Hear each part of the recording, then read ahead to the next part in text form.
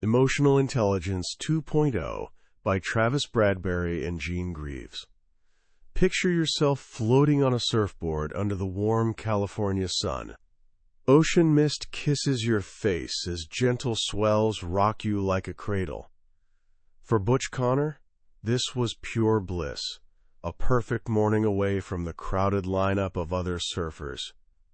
He was hunting for the perfect wave. Then he heard it. A loud splash, way too close. He turned his head and felt his stomach drop. A massive gray dorsal fin, easily 14 inches tall, was cutting through the water like a blade, heading directly toward him. Time slowed. His muscles seized up. Every breath felt impossible. The world collapsed to just that fin, and his heart hammering against his ribs like it was trying to escape.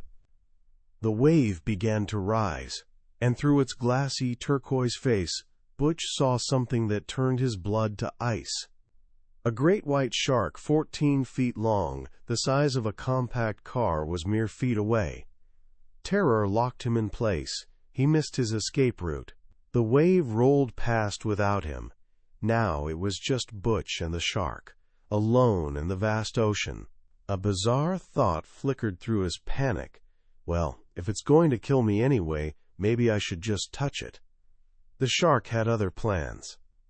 Today, we're exploring a book that reveals exactly what was happening in Butch Connor's brain during those heart-stopping moments. This book has sold millions of copies worldwide, been translated into dozens of languages, and become required reading for Fortune 500 leaders and Olympic athletes alike. It's called Emotional Intelligence 2.0, written by researchers Travis Bradberry and Jean Greaves. This isn't some dusty academic textbook. It's a practical roadmap to mastering the single most powerful predictor of success and happiness in life. And here's the kicker. It's not your IQ. It's not your fancy degree, and it's not your years of experience. It's something else entirely, a skill that separates those who thrive from those who, despite looking brilliant on paper, somehow struggle. By the end of this journey, you'll understand this hidden force. I promise you'll learn the 4 core skills that make up emotional intelligence, and you'll walk away knowing how to develop them. Not someday in the distant future, but starting right now, today. You'll discover why Butch Connor went from frozen with fear to fighting for his life, and how that same battle between feeling and thinking plays out inside you every single day. So what happened to Butch out there in the water? After that first wave of paralyzing terror, the shark lunged, jaws wide, but somehow missed, sending Butch tumbling into the murky water. As he surfaced and scrambled back onto his board, something shifted. The terror transformed into something different. Rage. When the shark came at him again, Butch did something extraordinary. He drove the nose of his surfboard straight into the shark's gills. He fought back. He screamed warnings to other surfers. And he survived. Butch's story isn't just a dramatic shark tale. It's a window into a battle that's happening inside every single one of us, every single day. It's the eternal struggle between reason and feeling, between what we think and what we feel. And understanding this internal war is your first step toward mastering emotional intelligence. Here's the fascinating part about how your brain works. Everything you experience, every sight, sound, and sensation enters your brain near the base of your spinal cord. From there, these signals need to travel forward to your frontal lobe, the command center where rational, logical thinking happens. But here's the catch. Before reaching your rational brain, every single signal must pass through another region first, the limbic system. This is emotion headquarters. This means you're literally hardwired to feel things before you can think about them.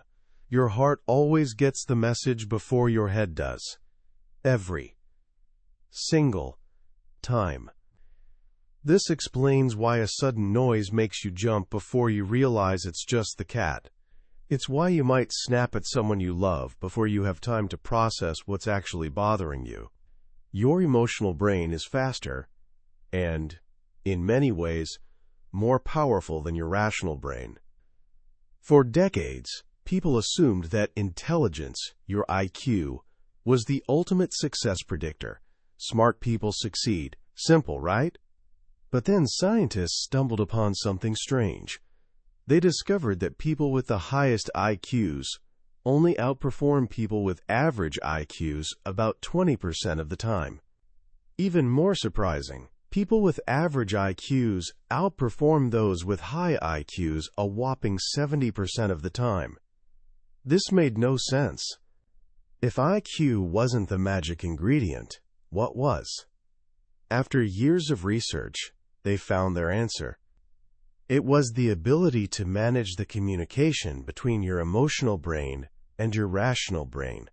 They called it emotional intelligence, or EQ for short. So what exactly is EQ? The authors break it down beautifully. It's your ability to recognize and understand emotions, both in yourself and others, and your ability to use that awareness to guide your behavior in relationships. Here's something crucial to understand. EQ is completely separate from both your IQ and your personality. You can be a genius with terrible EQ. You can be an introvert with exceptional EQ. IQ and personality are essentially fixed from birth. Learning new facts doesn't make you smarter. Your fundamental ability to learn stays constant.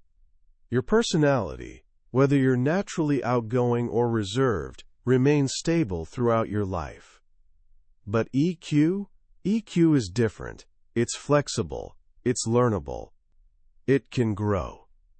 And that's the most hopeful and powerful message in this entire book. No matter where you're starting from, you can improve. The authors organize emotional intelligence into 4 core skills, divided into 2 main categories: personal competence and social competence. Think of it this way. Personal competence is about your inner world, while social competence is about your outer world. Let's start with your inner world. The first skill, the absolute foundation for everything else, is self-awareness. Self-awareness is simply your ability to accurately identify your own emotions and understand your patterns. It's knowing what you're feeling while you're feeling it. And it's recognizing how you typically react to certain people, events, and challenges. This sounds simple enough, right? But here's the shocking part. Research shows only 36% of people can do this accurately. That means nearly 2/3 of us are regularly controlled by emotions we don't even recognize. We're puppets, and our feelings are pulling the strings. Developing self-awareness requires both honesty and courage.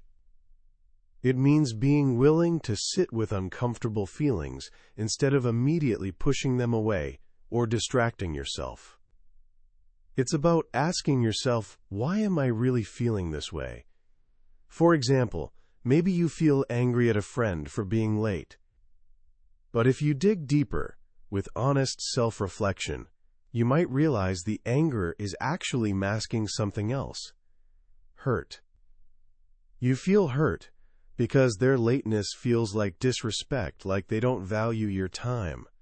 Without self-awareness, you just react to the anger. With self-awareness, you can understand the root cause and respond more effectively. The book offers brilliant, simple strategies to build this skill. One of the most powerful is to quit treating your feelings as good or bad. We love to label emotions. Happiness is good, anger is bad, guilt is bad. But these labels prevent us from understanding the message the emotion is trying to send. Every emotion has a purpose. It's information. Guilt might be telling you that you violated one of your own values. Anxiety might be signaling that you need to prepare for something important. When you stop judging your feelings and simply observe them with curiosity, they become incredible teachers about yourself. Another key strategy is to know who and what pushes your buttons. We all have triggers. Maybe it's a specific person whose loud voice grates on you, or a situation like being criticized in public that sends you into a defensive spiral. By identifying exactly what these triggers are, they lose their power over you. They stop being surprises. You can see them coming and prepare yourself. The authors suggest making a list. Who and what situations consistently provoke strong emotional reactions in you? Just the act of writing them down builds your self-awareness. Once you start becoming aware of your emotions, the next question becomes, what do you do with them? This brings us to the second skill of personal competence, self-management. Self-management is your ability to use your awareness of your emotions to direct your behavior in positive ways. It's about what happens when you act, or choose not to act. It's about staying flexible and choosing how you want to respond, rather than just reacting based on emotional impulses. Remember Butch Connor, our surfer? His first impulse was paralyzing fear. That was a reaction. But then he managed that fear. He calmed himself enough to think, to fight back, and to paddle for shore. That was self-management in action. This skill goes way beyond just resisting an angry outburst. It's about putting your momentary needs on hold to pursue larger, more important goals. It's the ability to delay gratification. It's choosing to study for an exam instead of going to a party. It's choosing to have a calm, difficult conversation with someone instead of yelling or avoiding them altogether. One of the most profound ideas in the book is that practicing self-management physically changes your brain. Neurologists call this neuroplasticity. Every time you choose a new, more constructive response over an old, reactive one, you're strengthening the neural pathways between your rational and emotional brain centers. At first, it's like trying to hack through a thick forest. It's difficult and takes tremendous effort. But every time you walk that path, it gets a little clearer. Eventually, it becomes a well-worn trail, then a road, and finally, a 5-lane superhighway. The new behavior becomes your automatic habit. So how do you build this mental highway? The book is packed with practical techniques. A simple but incredibly effective one is to count to 10. Yes, you probably learned this in kindergarten, but it's based on real neuroscience. When you feel a strong emotion like anger rising, your emotional brain is running at full throttle. By stopping and slowly counting to 10, you're literally giving your rational brain time to catch up. The simple act of focusing on numbers and your breath engages your frontal lobe and cools down the emotional fire. Even just a few seconds can be enough to shift from a destructive reaction to a constructive response. Another powerful strategy is to take control of your self-talk. We all have an inner voice, and our thoughts constantly chatter at us.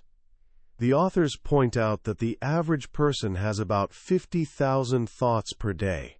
This internal dialogue has a massive influence on our emotions. Negative self-talk, like "I always mess things up" or "I'm such an idiot," can spiral you downward fast. The key is catching this negative self-talk and reframing it.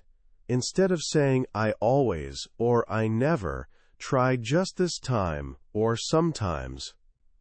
Instead of a judgmental statement like "I'm an idiot," use a factual one like "I made a mistake." This shifts your focus from a permanent, damaging label to a specific, changeable action. It creates space for growth. A third strategy I find particularly useful is to visualize yourself succeeding. Your brain has difficulty distinguishing between a real experience and a vividly imagined one. When you close your eyes and visualize yourself handling a difficult situation with calm and confidence, like giving a big presentation or dealing with someone who pushes your buttons, you're actually practicing. You're carving out those new neural pathways. It's like a mental rehearsal that prepares you for the real event, making it far more likely you'll perform well when the moment arrives. So self-awareness is seeing your emotions, and self-management is choosing what to do about them. That covers your inner world. But emotional intelligence is also about how you interact with others. This brings us to the other half of the model, social competence. The third skill, and the first part of social competence, is social awareness. Social awareness is your ability to accurately pick up on emotions in other people and understand what's really going on with them. It's about perceiving what others are thinking and feeling, even when they're not saying it out loud. The most important elements of social awareness are listening and observing. To do this well, you have to stop doing many things we normally do in conversations. You have to stop thinking about what you're going to say next. You have to stop the internal monologue running in your head. You have to stop trying to formulate your brilliant rebuttal. Instead, you just have to be present. The book suggests thinking of yourself as an anthropologist, studying people in their natural habitat without judgment. You're not there to fix anything or offer advice. You're just there to understand. One of the most practical strategies for this is to watch body language. People's bodies communicate constantly, often revealing far more than their words. Look at their posture. Are their shoulders slumped or held high? Look at their eyes. Is their eye contact direct and open, or shifty and evasive? Is their smile genuine, crinkling the corners of their eyes, or forced? By tuning into these nonverbal cues, you gain a much richer understanding of someone's emotional state. Another incredibly simple yet powerful strategy is to greet people by name. Your name is a core part of your identity. When someone uses it, it sends a clear message. I see you. You matter. It breaks down barriers and creates instant connection. If you're someone who says, I'm great with faces but terrible with names, it's time to retire that story. Make it a brain exercise. When you meet someone new, repeat their name back to them. Use it a couple of times in conversation. It takes practice, but it's one of the highest return investments you can make in building your social awareness. Now, once you're aware of your own emotions and able to read emotions in others, you're ready for the final, capstone skill. This is where everything comes together.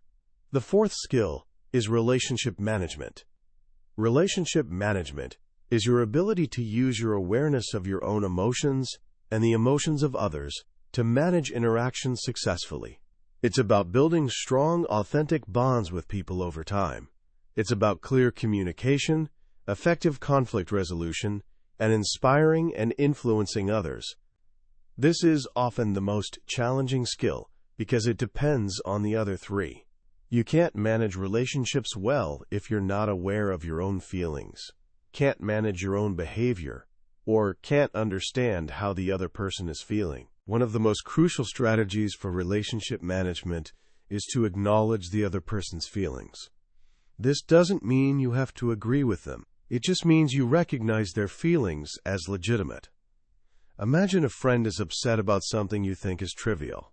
The worst thing you can do is say, "You shouldn't feel that way," or just get over it. That dismisses their experience entirely. A much better response is simply to validate their emotion. "I can see that you're really frustrated about this." Or, "It sounds like that was a really difficult situation for you." This simple act of acknowledgement shows you're listening and that you care. It builds trust and deepens connection, even when you disagree on the facts. Another vital skill is the ability to tackle a tough conversation. Most of us avoid conflict like the plague. We let frustrations fester, or we explode. Neither approach is productive. The book provides a wonderful roadmap for handling these conversations. It starts with finding common ground. Even if you disagree on everything else, you can agree that the conversation matters. Then, ask the person to help you understand their side. Genuinely listen, without planning your rebuttal while they're talking. Once they feel heard, you can share your perspective. The goal isn't to win the argument. The goal is understanding each other and finding a path forward. This approach can transform a potentially relationship-damaging conflict into a relationship-strengthening one. Finally, a powerful concept for managing relationships is to align your intention with your impact. We often have good intentions. We intend to be helpful, funny, or encouraging. But sometimes, the impact of our words or actions is the complete opposite. You crack a joke to lighten the mood, but it ends up offending someone. You try to give helpful advice, but it comes across as criticism.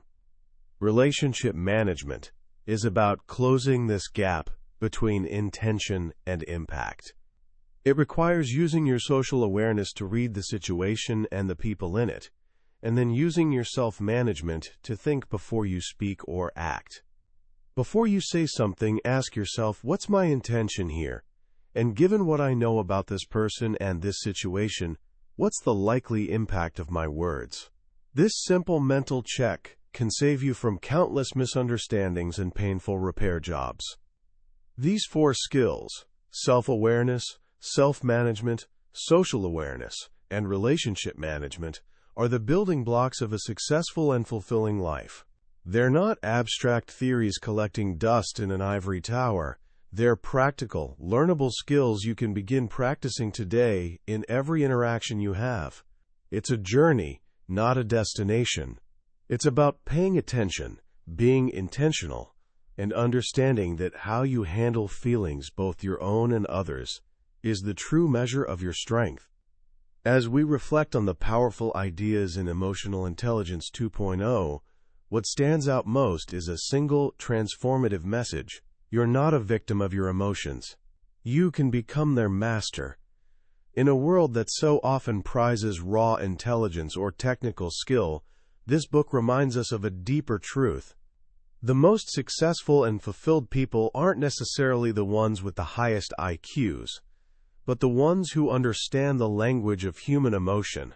What makes this book so enduring is its practicality. It doesn't just explain what emotional intelligence is. It hands you a toolbox filled with specific, actionable strategies to build it. It demystifies the process.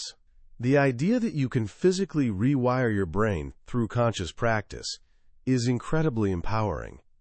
It means your past doesn't have to dictate your future. Your old habits don't have to define you. You have the power to reshape yourself for more patience, better communication, and deeper relationships. This message is more important now than ever. We live in an age of constant digital distraction, where genuine human connection can sometimes feel like it's slipping through our fingers. We communicate through screens, where body language, tone of voice, and other crucial emotional cues get lost in translation. Developing our EQ is the antidote to this. It's what allows us to connect authentically, to lead with empathy, and to build relationships based on trust and mutual understanding. So how can you start putting these ideas into practice right now, today? Here are 3 simple actions you can take. First, for the next week, become an emotional scientist. Keep a small journal or a note on your phone. At the end of each day, write down one strong emotion you felt. What was it? Anger? Joy? Frustration? Then ask yourself, what triggered it? Don't judge it, just observe it. This simple act of naming and noting your emotions is the first step to building powerful self-awareness. Second, in your very next conversation, practice the art of pure listening. Make it your mission to understand the other person's perspective without formulating your response while they're talking. When they finish, try saying something like, So if I'm understanding you correctly, you're feeling. This not only builds your social awareness, but it makes the other person feel truly heard, which is one of the greatest gifts you can give. Third, implement a 10-second pause. The next time you feel a surge of strong, reactive emotion, like the frustration of being cut off in traffic or the sting of a critical comment, just stop. Before you say or do anything, take one deep breath and count to 10. This isn't about suppressing the emotion. It's about giving your rational brain a chance to come online. In that pause, you create the space to choose your response, rather than letting your emotions choose for you. That was a summary of Emotional Intelligence 2.0 by Travis Bradberry and Jean Greaves. We've covered the core principles today, but a summary is like looking at a map of a beautiful country. It shows you the layout, but it can never replace the experience of actually walking the trails, meeting the people, and breathing the air. The real magic of this book lives in the stories, the detailed strategies, and the personal moments of discovery that happen when you engage with it yourself. This summary is your map, designed to help you decide if this is a journey worth taking. If anything we've discussed has sparked curiosity in you, I encourage you to get a copy. Reading it isn't just about gaining knowledge, it's about gaining a deeper understanding of yourself and the people around you, which is one of the most valuable experiences you can have. Also, if you found this summary helpful and want to continue exploring ideas from the world's most influential books, please take a moment to like and subscribe. It helps us continue bringing these powerful lessons to you. Let's keep learning and growing together.